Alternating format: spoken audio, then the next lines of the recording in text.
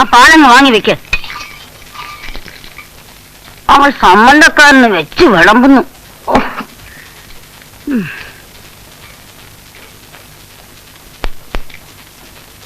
ഗഡോൽഗജന്മാര് തിന്നു മരിക്കട്ടെ.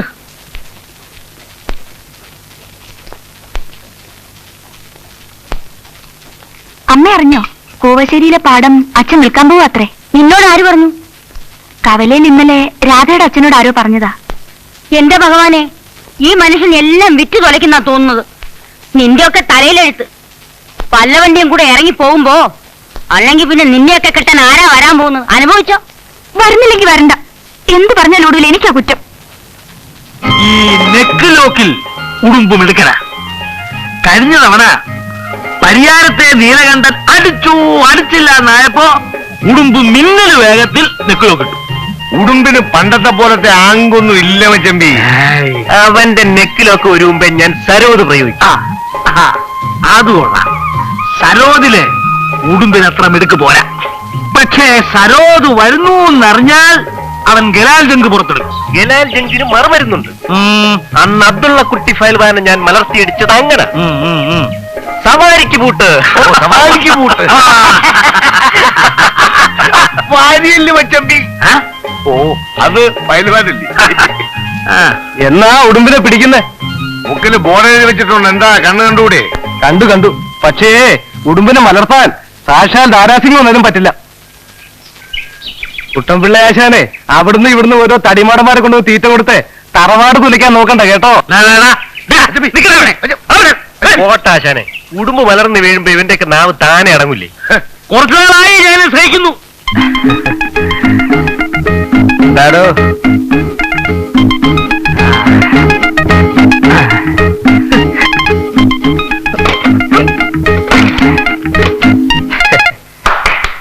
എല്ലാവരും ഇങ്ങോട്ട് നോക്കിൻ. മനോഹരമായ ഒരു പഴക്കുല. രാസവളം കൊലനേട്.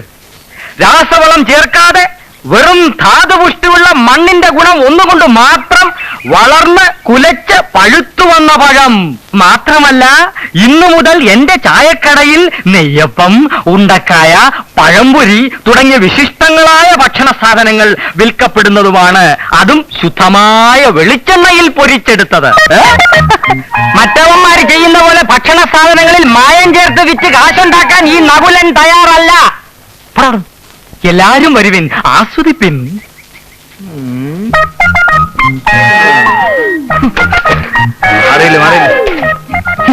ഒരു ദിവസം നിന്നെ കൊണ്ട് ഞാൻ നന്നായിട്ട് ആസ്വദിപ്പിക്കാവടാ. പോട്ടെ സാധേ കേട്ടാ, വീട്ടുകളാ. ബുദ്ധിയില്ലാത്ത അവൻ എന്തെങ്കിലും പറഞ്ഞ് വിവരമില്ലാത്ത നിങ്ങളല്ലേ അത് ക്ഷമിക്കേണ്ടത്. ഒന്നുമില്ലെങ്കിലും നിങ്ങളുടെ അനിയനല്ലേ നകുലൻ. അവൻ എന്റെ ആരുമല്ല. എഴുത്തുമാൻ അറിഞ്ഞുകൂടാത്ത എന്റെ അമ്മയെ കൊണ്ട് ഒപ്പിടിച്ച് എനിക്ക് കൂടെ അവകാശപ്പെട്ട 60 സെന്റ് സ്ഥലം തട്ടിയെടുത്ത കള്ളനാവൻ. അതൊക്കെ നാട്ടുകാർക്ക് അറിയാവുന്ന കാര്യമല്ല അല്ലേ? പക്ഷേ വടക്കേക്കര പാടം വിറ്റ വകയിൽ അമ്മയുടെ പെട്ടിയിലുണ്ടായിരുന്ന 10,000 രൂപ കട്ടിട്ടാ നിങ്ങൾ ചായക്കട തുടങ്ങിയെന്നാ ആ നകുലം പറയുന്നത്. 10,000 കിട്ടത് അവന്റെ അപ്പനാ. ഈ രണ്ടുപേർക്കും കൂടെ രണ്ടപ്പനാണോ?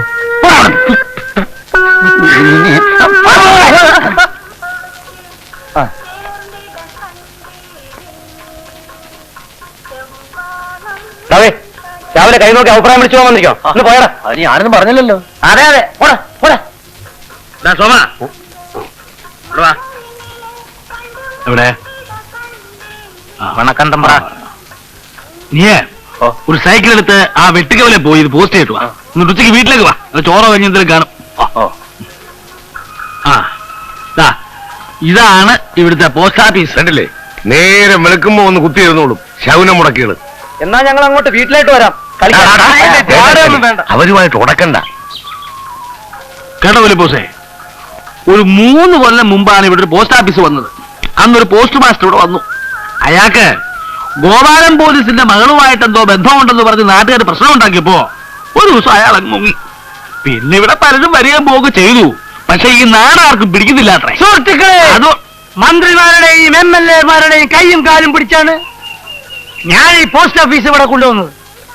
ഇതിലൊക്കെ തിരുവനന്തപുരത്തും കോട്ടയത്തും ചുറ്റിത്തിരിയാൻ എന്റെ സ്വന്തം പോക്കറ്റിൽ നിന്നാണ് പണം ഞാൻ വാരിക്കോരി ചെലവാക്കിയത്. ഇവിടെ സ്ഥിരമായിട്ട് പോസ്റ്റ് മാഷ് വേണോ? ഞാൻ കൊണ്ടുവരും. പക്ഷേ ജനാധിപത്യം എന്താണെന്ന് ഇവിടുത്തെ ജനങ്ങൾക്ക് അറിഞ്ഞുകൂടാ. ജനാധിപത്യം നടപ്പിലാക്കാൻ ഒരുപാട് പണം വേണം. മറ്റൊരു കാര്യം നിങ്ങളുടെ ശ്രദ്ധയിലേക്ക് ഞാൻ ക്ഷണിക്കുകയാണ്.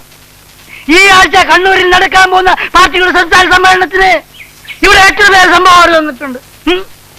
എന്നോടാണോ? ഈ നാട്ടിലെ മുഴുവൻ ജനങ്ങളോടാണ് ഞാൻ ചോദിക്കുന്നത്. സോഷ്യലിസം വേണം, ഡെമോക്രസി വേണം, ബ്യൂറോക്രസി വേണം, കമ്മ്യൂണിസം വേണം. വായി മുറിച്ച് അങ്ങോട്ട് ഇരുന്നേച്ചാൽ മതി. കൃത്യമായി സംഭാവന തന്നിട്ടില്ലെങ്കിൽ ഈ രാജ്യത്ത് ഒരു കുന്തവും നടപ്പിലാക്കാൻ കഴിയില്ലെന്ന് ഞാൻ ശക്തിയായി പ്രഖ്യാപിക്കുന്നു. ഇന്ന് മുതൽ എന്റെ ചായക്കടയിൽ നെയ്യപ്പം, ഉണ്ടക്കായ, പഴംപൊരി തുടങ്ങിയ വിശിഷ്ടങ്ങളായ ഭക്ഷണ സാധനങ്ങൾ ലഭിക്കുന്നതാണ്. അതും പരിശുദ്ധമായ വെളിച്ചെണ്ണയിൽ പൊരിച്ചെടുത്തത്. ഞാൻ ചോദിക്കുകയാണ്, ഇവിടെ ഏത് കടയിലാണ് പരിശുദ്ധമായ വെളിച്ചെണ്ണയിൽ പലഹാരങ്ങൾ പൊരിച്ചെടുക്കുന്നത് എന്ന്? കേരളത്തിന്റെ തേങ്ങ, കേരളത്തിന്റെ തേങ്ങ ആനക്കാര്യത്തിനല്ല, ചേനക്കാര്യം. അവന്റെ ഒരു ഉണ്ടക്കായും പഴംപൊരിയും. അപ്പോൾ ഇപ്പൊ എന്ത് പറയുന്നു? സംസ്ഥാന സമ്മേളനത്തിന്റെ പിരിവ് ഇവിടെ വെച്ച് നിങ്ങൾ ഇപ്പൊ എനിക്ക് നൽകുന്നുവോ, അതോ ഞാൻ വീട്ടിലേക്ക് വരണോ?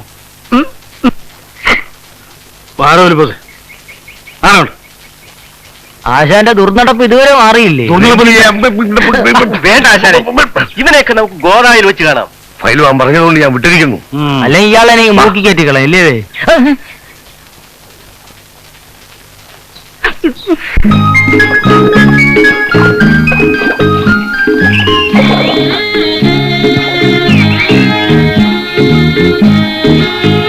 നീ ബൈഹാർട്ട് പഠിക്കണോ? നമ്മുടെ മമ്മൂട്ടി ചേട്ടന് 2 കുട്ടികളാണത്രേ, ഒരാണും ഒരു പെണ്ണും.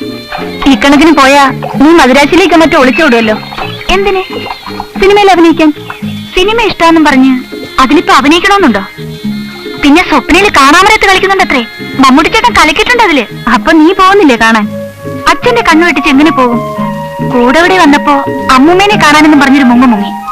ഇതിനിപ്പം നിനക്ക് സുഖമില്ല, ഡോക്ടറെ കാണണം, ഞാൻ കൂടെ വരണമെന്ന് അച്ഛൻ്റെ അടുത്ത് ഒന്ന് പറയൂ.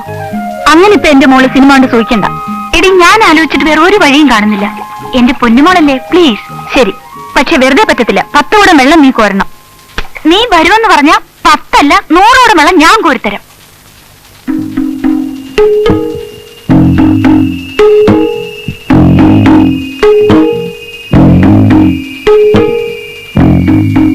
എന്തായി ഫൽഗുണ? പ്രശ്നമൊന്നുമില്ല. 2 മർമ്മം പിടികിട്ടിയിട്ടുണ്ട്. ഒന്ന് ഇതാ, ഈ വാരിയല്ലിന് ബലമായിട്ടൊരു പിടി പിടിച്ചാ മതി, ഫിലിപ്പോസിന്റെ പോസ് അങ്ങ് പോവും. പിന്നെ പില്ലി മാത്രമേ കാണൂ. മറ്റേ മർമ്മം? മറ്റേതോ? ഈ തുടയല്ലിന് അറിയാത്ത മട്ടിൽ കൈമുട്ടുകൊണ്ട് ഓരോറ്റ കേസ് കെട്ടിയാ മതി. പിന്നെ മർമ്മം ശരിക്ക് നോക്കിയില്ലെങ്കിൽ ഫിലിപ്പോസ് കുഴപ്പമുണ്ടാക്കും. അത് ഞാൻ ഏറ്റു. ഇതൊന്നുമില്ലെങ്കിലും ഫിലിപ്പോസ് എനിക്ക് പ്രശ്നമല്ല. ആശാൻ വിവരക്കേട് പറഞ്ഞു പഠിക്കരുത്.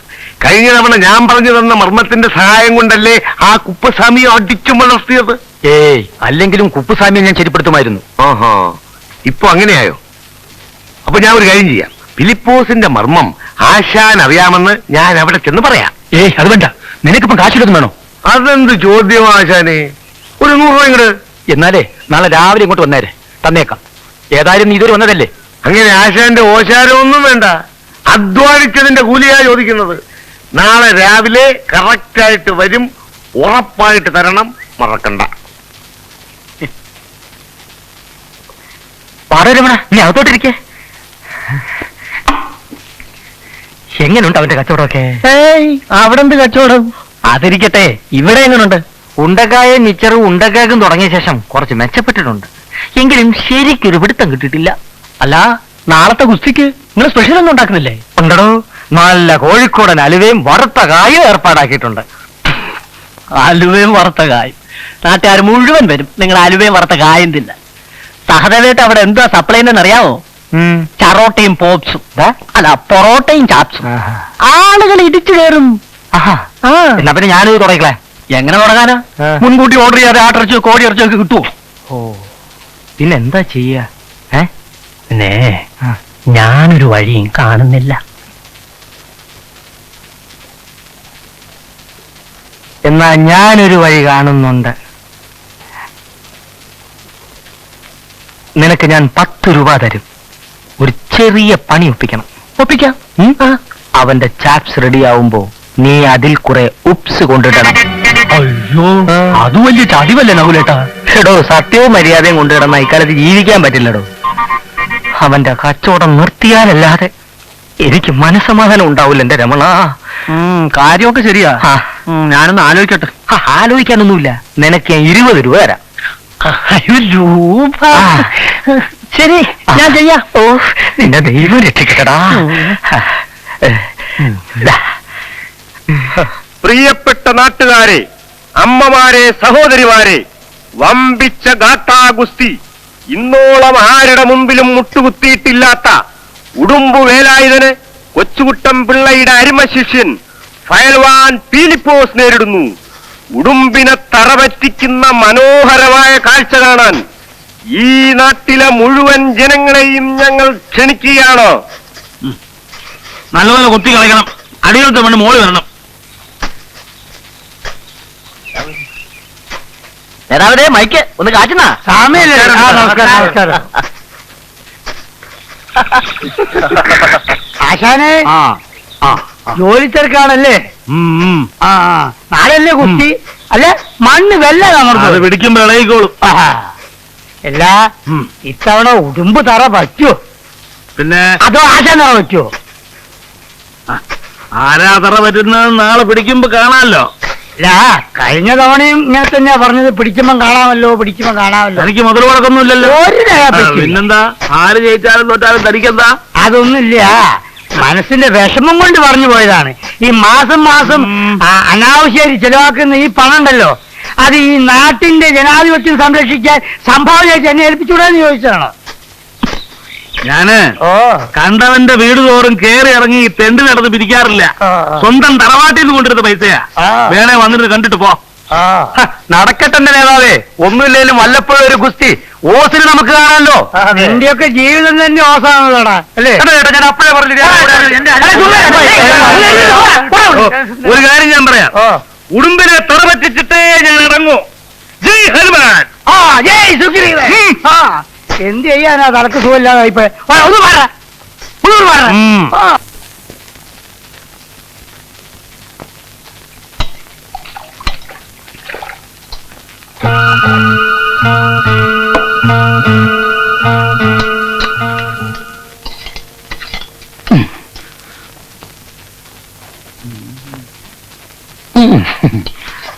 ഒന്ന് വേഗം കൊണ്ടുപോകാൻ ചേട്ടാ. ഇപ്പൊ തരാം. എത്ര നേരമായി? ഇപ്പൊ തരാം.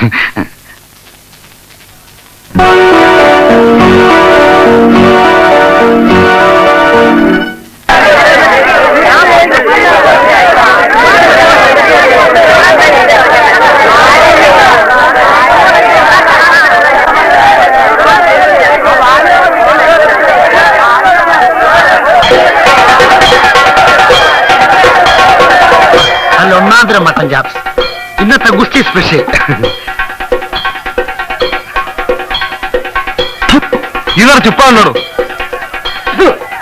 എന്താണ് ഉണ്ടാക്കിയിട്ടിരിക്കുന്നത്? എന്താണ്